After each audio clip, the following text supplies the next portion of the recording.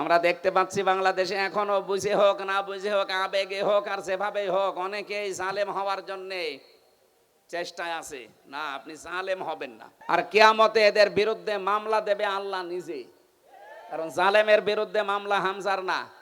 আমিরে জামাত বলছে আমরা সত্যিকারের অপরাধীদের শাস্তি চাই, উনি সাধারণ ক্ষমা ঘোষণা করে করুক। আমরা যদি কিছু নাও বলি, জালেমদের বিরুদ্ধে মামলা সরাসরি দেবে কে? ইন্নামা সাবিলু আলাল্লাযিনা ইয়াজলিমুনা নাস, সূরা শূরা 42 নম্বর আয়াত। আল্লাহ বলেন আমি নিজে জালেমদের বিরুদ্ধে মামলা দেব। এই কথাটা কত ভয়ঙ্কর টের পাচ্ছেন? যিনি বিচারপতি তিনি মামলার বাদী। এই জন্য আপনার জন্য আফসোস করা ছাড়া আমাদের আর কিছু করার নেই।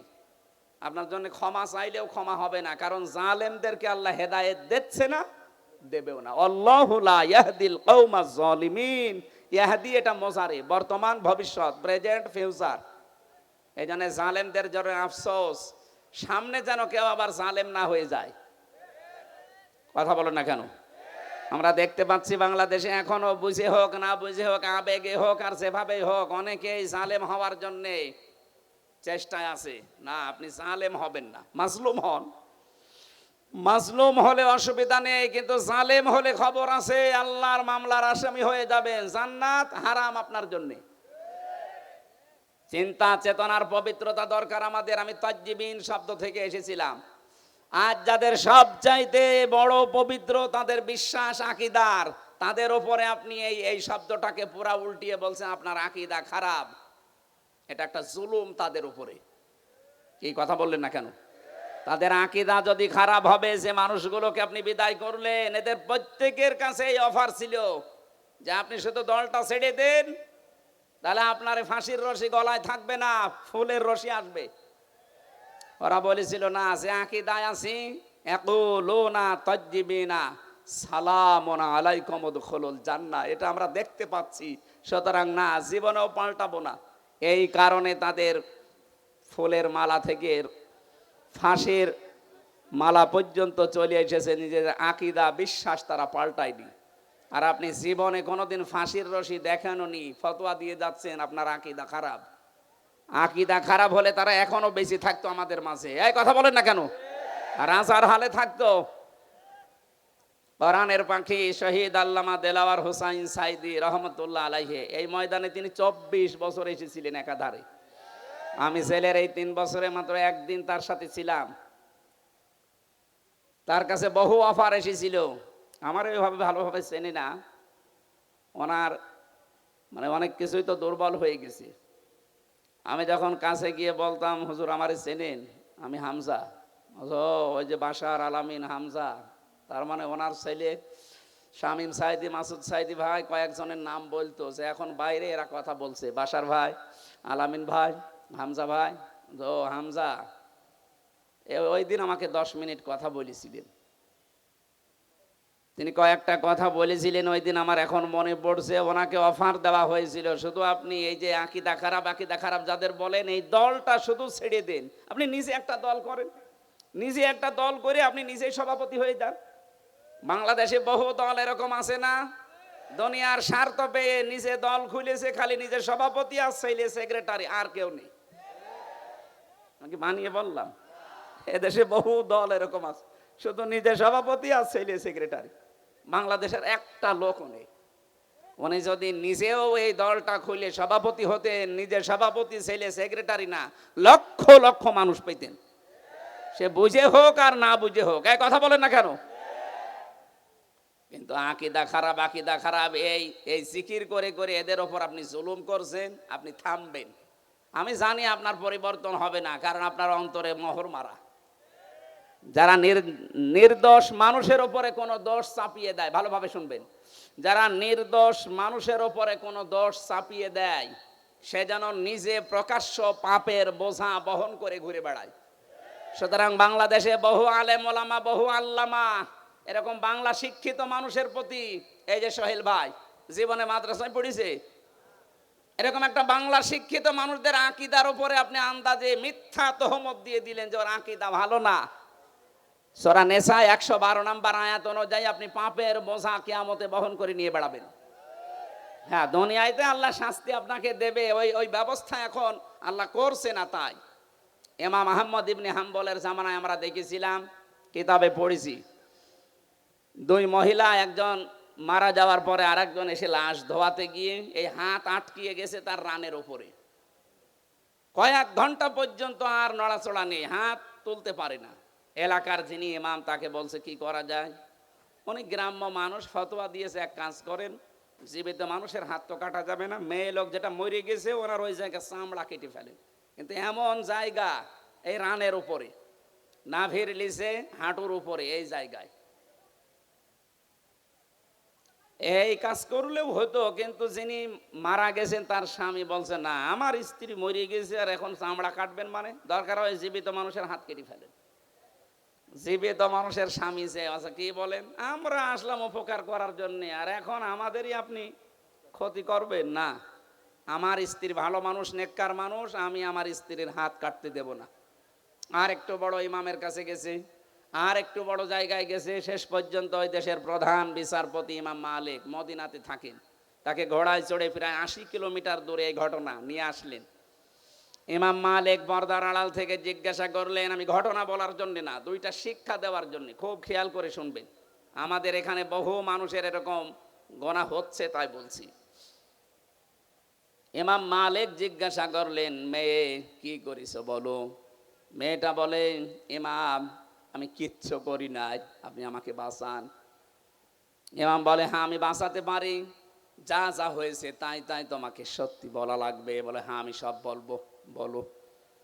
আমি আসলাম বাড়ি থেকে, মেয়েটাকে চাদর দিয়ে চারদিকে ঘিরে নেওয়া আছে, তার প্রসাব পায়খানা পরিষ্কার করিয়ে আমি শুধু রানের উপরে হাত দেওয়ার সময় একটা মন্তব্য করেছিলাম।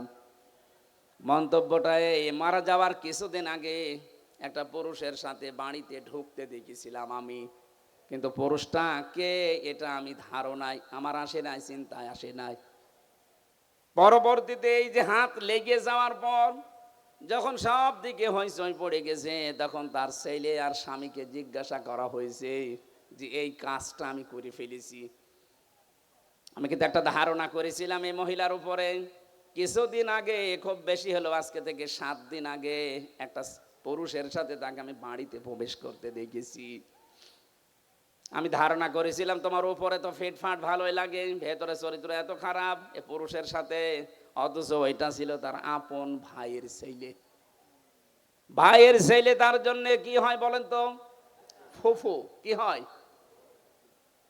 14 জন পুরুষের সাথে একজন মহিলার দেখা করা যায় যাচ্ছে, তার ভেতরে এইটা একটা। কথা বলেন না কেন? 14 জন পুরুষের সাথে একজন মহিলার দেখা করা যায় যাচ্ছে, তার ভেতরে এইটা একটা। নিজের আপন ভাইয়ের ছেলে, আপন বোনের ছেলে, এদের সাথে দেখা করা ফুফুর জন্য, খালার জন্য জায়েজ নেই? বলেন বলেন। তা আমি তো পর পুরুষ মনে করে আন্দাজে ধারণা করেছি, নিক্ষেপ করার কারণে আমার মনে হয় আল্লাহ হাত আটকিয়ে দিয়েছে। ইমাম মালিক বললেন, হ্যাঁ এটা আমি ধারণা করছি। কোরআনে কারিম এরকম একটা কথা আল্লাহ জানিয়েছেন, অমাইয়াকে সেবে খতিআতান আও ইসমাং সুম্মা ইয়ারমি বিহি বারিআন ফাকাদ হিতামালা বুহতানা ওয়া ইসমাম মুবিনা। দুনিয়াতে এমন বহু মানুষ আছে নিজে পাপ করে, নিজে অন্যায় করে, আর অন্যায়টা যখন সংগঠিত হয়ে যায়, তখন একটা নিরপরাধ ভালো নির্দোষ মানুষের ওপরে দোষটা চাপিয়ে নিজে ভালো সাজে, সে যেন প্রকাশ্য পাপের বোঝা বহন করে নিয়ে বেড়াচ্ছে। আমার তো এই আয়াত পড়ার পরে মনে হচ্ছে বাংলাদেশে বিশেষ করে 15.5 বছরে বহু মানুষ এই আয়াতের সাথে 100 ভাগ মিলে যাচ্ছে। নিজে অন্যায় করে, নিজে রাতের বেলা গাছ কাটে, নিজে রাতের বেলা গাড়িতে আগুন লাগায়, আর ভালো মানুষের ওপরে দোষটা চাপিয়ে তাকে ধরিয়ে দেয়। কথা বলে না কেন? ভালো মানুষ ঘুমিয়ে আসি ঘরে, চোখ খুলে দেখছি থানার হাজতে, কি গো তুই গাছ কেটেছিস? কখন? স্বপ্নে। কথা বলছে না। এটা হয়েছে না বানিয়ে বললাম? কখন কাটলাম? আমি তো ঘরে ঘুমিয়েছিলাম, ওই ঘুমের ভেতরে স্বপ্নে। এই জন্য মামলা ওরকম স্বপ্নের মামলা, গায়েবী মামলা। এক একজনের নামে 300, 500, 550 পর্যন্ত মামলা দেখেছি। সত্যি মামলা হলে 5টার বেশি তো দিতে পারেন না, 550 মামলা কিভাবে দিলেন? ওই স্বপ্নে কি করেছেন বলেন তো আপনি? এই 3 বছরে বহু মানুষ আমাকে এসে বলছে, হুজুর আমার মামলা 313টা। মনে হচ্ছে বদরের সাহাবীদের উনি পুজিয়ে ফেলেছে। ইমাম মালিক ডাক দিয়ে বললেন, আল্লাহর বান্দি, তুমি যে অপরাধ করেছো, এই যে আন্দাজে একটা নিরপরাধ মানুষের ওপরে এটা নিক্ষেপ করার কারণে তুমি পাপের বোঝা বহন করে এখন নিয়ে বেড়াচ্ছ, আল্লাহ আটকিয়েছে এই কারণে। হ্যাঁ, তোমাকে মুক্তি দিতে পারি, 2টা শর্ত মানা লাগবে। কোরআনে কারীম জানাচ্ছে, ওয়াল্লাযীনা ইয়ারমুনাল মুহসানাতি সুম্মা লাম ইয়াতু বিআরবাআতি শুহাদা ফাজলিদুহুম সামানিনা জালদা সামানিনা জালদাতা ওয়ালা তাকবালু লাহুম শাহাদাতান আবাদা ওয়া উলাইকা হুমুল ফাসিকুন। সূরা নূরের 4 নম্বর আয়াতে আল্লাহ 2টা তথ্য দিয়েছেন। আল্লাযীনা ইয়ারমুনাল মুহসানাত, যারা নেককার সতী সাধবী নারীর উপরে জেনার তহমত লাগায়, অপবাদ দেয় ব্যভিচারের, সুম্মা লাম ইয়াতু বিআরবাআতি শুহাদা, 4 জন সাক্ষী জোগাড় করতে পারে না, আল্লাহ বলেন ফাজিলিদুহুম সামানিনা জালদা, তাদের প্রথম শাস্তি 80টা বেত মারা লাগবে। 2 নম্বরে ওয়ালা তাকবালু লাহুম শাহাদাতান আবাদা, কখনো তাদের সাক্ষী আর এই দুনিয়ায় গ্রহণ করা হবে না। তুমি যেহেতু অপরাধ করেই ফেলেছো, বিনা কারণে একটা নিরপরাধ নেককার মহিলার উপরে জেনার এই তহমত লাগিয়েছো ধারণার মাধ্যমে, সুতরাং তোমাকে 2টা, 1 নম্বরে 4 জন সাক্ষী জোগাড় করা লাগবে। কোথায় পাবে? সাক্ষী আছে? নেই। এটা যখন নেই তোমার 2য় নম্বর। 1ম নম্বর, সাক্ষী যখন নেই তাহলে এই শাস্তি পাওয়া লাগবে। আর দুনিয়ায় যতদিন বেঁচে আছো কোনোদিন তোমার সাক্ষী গ্রহণ করা হবে না। বাংলাদেশে আয়াতটা যদি সংসদে কায়েম থাকতো, আল্লাহর কসম এদেশের বহু মিথ্যা মামলা এমনি মিটে যেত, কারণ সাক্ষী জোগাড় করতে পারতেন না। 2 নম্বরে, যারা সাক্ষী ঠিক পর্যন্ত দিতে পারবে না, এই মানুষগুলোর কোনোদিন তাদের পক্ষে আর সাক্ষী দেওয়া বৈধ নেই, জায়েজ নেই, তাদের সাক্ষী আর গ্রহণ করা হতো না। আমার মামলার যারা আয়ু ছিল বলেন তো, এই কয়েকদিন আগে আমার মামলা সব খারিজ হয়ে গেছে, আদালত কর্তৃক প্রমাণিত যে আমি নির্দোষ, আমার কোনো দোষ নেই। তাহলে বিনা কারণে মামলার আয়ু থেকে যারা পালিয়েছে 2 বোন মিলে, ওনাদের পর্যন্ত এই মামলা শুনলাম একেবারে পর্যন্ত টপ টু বটন। যারা জড়িত এ মিথ্যা মামলা দিয়ে আমাকে 3টা বছর নষ্ট করে দিলেন জীবন থেকে। কথা বলেন না কেন? শুধু আমাকেই তো শেষ করেননি, আমার পরিবারটা, আমার 2টা মেয়ে, স্ত্রী, মা, বাবা, আরো আমার হিতাকাঙ্ক্ষী যারা, এ মানুষগুলোকেও কষ্ট দিয়েছেন। এদেশে কোরআনের জন্য আমাকে যারাই ভালোবাসতো সবাই কষ্ট পেয়েছে 3 বছর। তাহলে এই কাজটা যারা করলেন, আপনি তো সাক্ষী একটা জোগাড় করতে পারেননি। যাদের নাম দিয়েছিলেন সাক্ষীতে, আগস্টের 5 তারিখের পরে তারা বলছে ওগুলো সাক্ষী না, আমরা দেব না, আমরা মানি না। টাকা পেয়েছিলাম, টাকা খেয়ে শোধ। সাক্ষী তারা তো দিল না, মামলা খারিজ হয়ে গেল। এমনকি ওই দিন আমি দেখেছি, আমি আদালতে নিজে দাঁড়িয়েছিলাম, জজ সাহেব এগুলো দেখার পরে বলছে, কি দেখে বিচার করবো, তো কোনো মাল নেই, যান সব খারিজ করে দিলাম। মনে মনে বলছিলাম যে স্যার, এই 3 বছর তো মামলা আপনার কাছে ছিল, তখন তো বলেননি মাল নেই, হঠাৎ করে এখন বলছেন যে মাল নেই। উনি এই কথাই আমাকে বলতো, হুজুর কিছু করার নেই, হাত বাঁধা ছিল। কথা বলছেন এখন? এতদিন পর্যন্ত হাত বাঁধা ছিল, এই জন্য কিছুই বলতে পারি না। এখন হাত খোলা আছে, যা আসবে এরকম কিছু পাইলে আমি খারিজ করে দেব। ওই দিন আমাদের একবারে 9 জনকে মামলা থেকে অব্যাহত দিয়ে দিয়েছে। আমরা চাই এদেশে শুধু একটা হাত খোলা ছিল, আর বাকি সব হাত বাঁধা ছিল। এখন যেহেতু সব হাত খোলা আছে, এই জন্য কিছুটা ন্যায় বিচার পাওয়া যাচ্ছে। আগামীতে যারা আসবে এদেশে সবার হাত যেন আবু সাঈদের মতো এভাবে খোলা থাকে। হাত খোলা থাকলে নাই বিচার পাওয়া যাবে। এই যে যারা আমার মামলার আয়ু থেকে শুরু করে যারা জড়িত, এই মানুষগুলোর সাক্ষী আর কোনোদিন গ্রহণ করা হবে না। আর নিরপরাধ মানুষের প্রতি জঙ্গি মামলা দিয়েছিলেন, যেটা আমি জানি না। আপনি যদি আমাকে বলতেন যে এই শিবির করে, জামাত করে, তাও তো একটা মেনে নেওয়া যাইতো, তাও তো আমি এই সময় অ্যাক্টিভ ছিলাম না। আর আপনি আন্দাজে এমন মামলা দিলেন, জীবনের না আমি শুনিনি।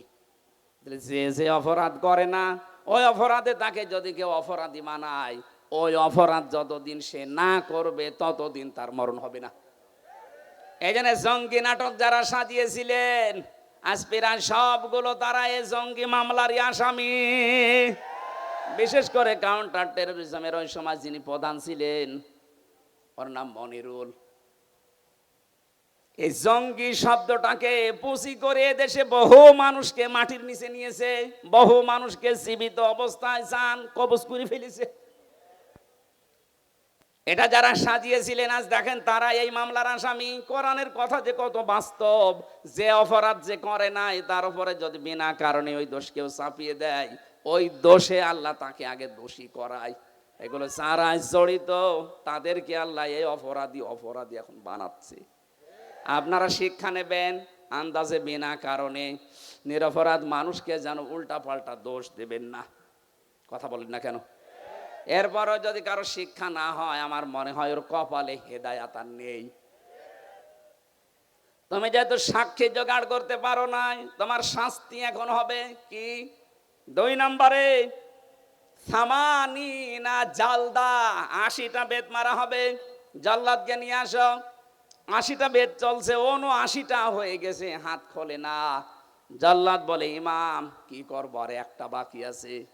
ইমাম সাহেব বললেন, দাঁড়ান, আমি কোরআনের আয়াতে 100% বিশ্বাস করি। আল্লাহ পাক কোরআনে কারিমে জানিয়েছে, ওয়া তাম্মাত কালিমাতু রাব্বিকা সিদকাও ওয়া আদলা লা মুবাদদিলা লিকালিমাতি। আমি আল্লাহ কোরআনে যত কথা দিয়েছি সব সত্য। সব কি? আরো জোরে বলেন। 2 নম্বরে ইনসাফপূর্ণ। 3 নম্বরে কোনদিন আমার কোরআনের কথা কিয়ামত পর্যন্ত কোনো পরিবর্তন হবে না, রদ বদল হবে না। 80টা তো দিয়েছি, সামানিনা জালদা, জীবনও তো হবে না। 79টা হয়েছে, আর একটা বাকি আছে। ঠিক আছে, মারো। আর একটা যখন মারা হয়েছে, সঙ্গে সঙ্গে হাত খুলে গেছে। আমি কি বোঝাতে চাইলাম বলেন তো? আন্দাজে একজনের উপরে বিনা কারণে দোষ চাপিয়ে দেবেন, আর মনে করছেন আমার তো কিছুই হচ্ছে না। আপনি প্রকাশ্য পাপের বোঝা কিয়ামতে বহন করে নিয়ে বেড়াবেন। টের পাচ্ছেন কি বললাম? এরপরেও যদি আপনার বিবেকের এই দরজা না খোলে, কি কি দিয়ে আঘাত করলে খুলবে বলেন? আমরা সাবধান হব এখান থেকে। যেহেতু নসিহতমূলক কথা বলছি, এটা তো রাজনৈতিক মঞ্চ না। যারা ভুল করেছিলেন তাদের আমি পথ বললাম যে এইভাবে তাওবা করে ফিরে আসেন। আল্লাহ এরপরও যদি কাউকে পথ না দেখায়, এ দোষ কার? আল্লাহর দোষ। কোরআনে কারীম জানিয়েছে, ইয়া আইয়ুহাল্লাযীনা আমানু ইজতানিবু কাসীরাম মিনাজ যন্নি ইন্না বা'দাজ যন্নি ইসমুন ওয়া লা তাজাসসাসু ওয়া লা ইয়াগতাব বা'দুকুম বা'দা আইয়ুহিব্বু আহাদুকুম আইয়াকুলা লাহমা আখিহি মাইতান ফাকারিহতুমু ইলা আখিরি আয়া। হে পৃথিবীর মানুষেরা, যারা ঈমানের দাবি করো তাদেরকে বলছি, আন্দাজে ধারণা করা থেকে বিরত থাকবা। আর এইটা করে করে আমাদের জীবনটাই 15.5 বছরে বিষিয়ে তুলেছিল। আন্দাজে ধারণা করত। এ ধারণা করা যে গোনার কাজ। তোমরা একে অন্যের পেছনে লেগে থাকবা না, এর কথা ওর কাছে লাগাবা না। এই যে দোষ চর্চা করা, মানুষের পেছনে লেগে থাকা, ফেসবুকে দেখতে পাচ্ছি এটা নিয়ে যুদ্ধ চলছে। এটা বন্ধ হওয়া দরকার। আপনি এমন এমন মানুষের পেছনে আন্দাজে দোষ চর্চা করেন, লেগে থাকেন, জানেন ওই লোকটার ভেতরের অবস্থা জানেন। আন্দাজে একটা মিথ্যা যে ছড়িয়ে দিলেন, আপনার কারণে ওর সম্মান নষ্ট হয়। কথা বলেন না কেন? এটা ফেসবুকে আজ দেখতে পাওয়া যাচ্ছে না? আন্দাজে একজন মানুষের পেছনে এমন লাগা লাগে মনে হয় ও সব জানে, অথচ ওর পেটে বোম মারবে ও কিছু বলতে পারবে না। আশা করছে এই গোনা থেকে আপনি মুক্ত হবেন এক্ষুনি। সঠিক না জেনে আন্দাজে কোনো কথা বলবেন না। আমি এর আগে কিছু বলে ফেলেছিলাম, আমি তওবা করে নিয়েছি। না, আমি মিথ্যা বলিনি, আমি ভুল তথ্য মিস্টেক হওয়ার কারণে বলে ফেলেছিলাম। তাও আমার নিজের কথা না, আমাকে বলা হয়েছিল, আমি যাচাই না করে বলেছিলাম। এই জন্য যাচাই না করে বললে যে ক্ষতি হয়ে যায়, এটা আমি টের পেয়েছি। এই যে ফারুকের কথাটা বলেছিলাম, এটা আমার কথা না।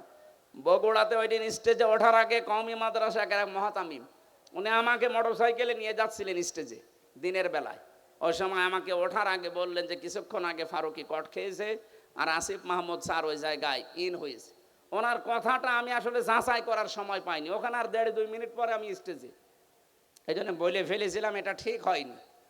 এরকম আরো যে তথ্যগুলো বিভ্রাটের কারণে যে যাচাই বাছাই না করে যেগুলো বলেছি, ওগুলো আমি জাতির কাছে স্বীকার করছি, ক্ষমা চাচ্ছি। বাকি যেগুলো কোরআন হাদিস থেকে তথ্য দিয়েছি, একটা তথ্য আমার জানা মতে অন্তত ভুল হয়নি। জেনারেল কিছু কথা হয়তো গড়মিল হতে পারে, মিথ্যা না, মিস্টেক হতে পারে। মিথ্যা আমি বলিনি কোনো তথ্য। কোরআনে কারিম তো প্রশ্নই আসে না, হাদিসেরও প্রশ্ন আসে না। জেনারেল যে কথা, বাংলা কথা কিছু বলা হয়, এর ভেতরে হয়তো যাদের কাছে শুনেছি এই মানুষগুলো ওই রকম গ্রহণযোগ্যতা সম্পন্ন মানুষ না। এই জন্য আমি জাতির কাছে এটা রেকর্ড হচ্ছে, ভুল করলে স্বীকার করা এটা দোষের কিছু না। এই কথা বলেন না কেন? এটা আমি কোরআনের পাখির কাছে শেষ শব্দ শুনেছিলাম যে ভুল কিছু করলে স্বীকার করবা, এর দ্বারা সম্মান আরো বাড়বে। কিন্তু আমাদের চরিত্র, বাংলাদেশের মানুষের ভুল করলে স্বীকার করা তো দূরের কথা, আরো বৃদ্ধি বাড়ে। এই কথা বলেন না কেন? এখনো পর্যন্ত যারা এই 5 আগস্টের সাথে জড়িত, এত বড় গণহত্যার সাথে, এখনো অনেকে স্বীকার করতে রাজি না। স্বীকার করেন, আপনি অনুশোচনা করেন, অনুতপ্ত হয়ে বলেন যে না, ভুল হয়ে গেছে, শাস্তি যা আছে দেন। তাহলে শাস্তি যা আছে, 165টা মামলা হয়েছে। আমার 2 মামলায় যদি 3 বছর হয়, 165টা মামলা তোমার তো মিথ্যা ছিল, আর আপনার জেনুইন মামলা। কথা বলেন না কেন?